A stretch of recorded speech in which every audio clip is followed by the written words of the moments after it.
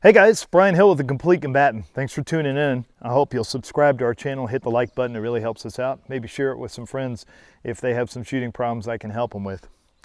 So I just did 20 rounds into a B8 at 10 yards. Now, I really didn't plan to make a video about it, but something important happened during it and it jogged my mind, and I thought I'd share the thoughts with you guys and see if it'll help you in shooting. Now, this is great shooting for 10 yards, 20 rounds in the same B8. I got to work really hard on it, but what happens is I'm very process driven. I'm not outcome driven. And what I see a lot of people do is they shoot and they look to the target to try to get the information back from it. All right, so some guy's going to tune in from the internet and he's going to see a couple low and he'll accuse me of anticipation or slapping the trigger or not gripping the gun.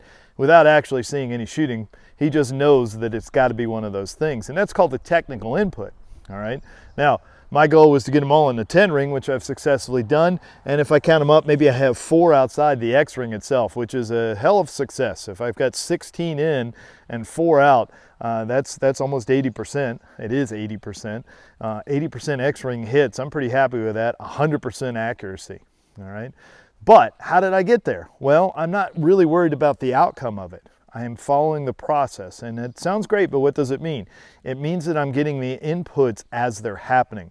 The problem with outcome driven corrections is they're too far away from the event itself. So if you were driving and you ran off the road and then somebody came out and talked to you about the wreck and they did an investigation, they said, well, here's what you did wrong. It's really hard to correct from that because you're so far from the event and it was so catastrophic. What would be better is, as you start to veer a little bit, you see that you're out of your lane, you clean it up, and you keep going on, and you don't have a wreck. All right, and that has a lot of connotations for shooting. If I stay present and I constantly refine as I aim, I'll be process driven. I'm never going to stop aiming and pressing the trigger unless something changes with the target. So I just stay present the whole time. And that means that the feedback is immediate. All right, I'm calling the shots in advance instead of after the fact as good. If there's any bad shots, then I will learn from them unemotionally. I'll make a correction and see if that fixes the process. If you do that, you'll improve in your shooting much quicker than any other way. All right, it's you know, this whole idea that you've got to spend 10 years to get good at something or 10,000 hours, you need to throw all that away. That's not the way that we work. If you really look at that research, it was not great. Okay, and it didn't have the intended results. People that get really good at stuff are very mindful. They're very present and they get information from every shot. As I've evolved as a shooter, I spend less time in practice because I've gotten better at getting what the real information is. You know, our brains are very limited on picking up information, but our senses take in millions of bits of information. So what we got to do is figure out what's important. And in shooting an accuracy drill like this, the only thing that's important is to clean up the sight moving and press the trigger well while maintaining postural stability in the process. Boy, is that easy to say and hard to do, right guys? But you can do that if you stay and get the inputs. And it's always okay to say, I'm not going to shoot that shot. And I'll simply start the process over. It'll help you clean it up. So I'm well pleased with my progress there. If it had been a bad target, I may have had the exact same talk. You know, this round right here was the one that I saw go low, and I called it low. And what I realized, I was late. I was procrastinating when that happened. I let the sight set a little bit more and I started to press my whole hand instead of press the trigger, and it dropped it a little bit. So it immediately got a correction, but it's still good enough to be inside the 10 ring. Okay? So be driven by the process. The immediacy of feedback is really important. Outcome is fine. We can confirm later that what we recognized as the pattern was there, and yes, we're seeing the pattern. Now, if we call everything good and we walk up the target and it's not, it means we're not present, we're not seeing the pattern, and there's something wrong with our modeling process. It's not there. You know, fighting is really easy.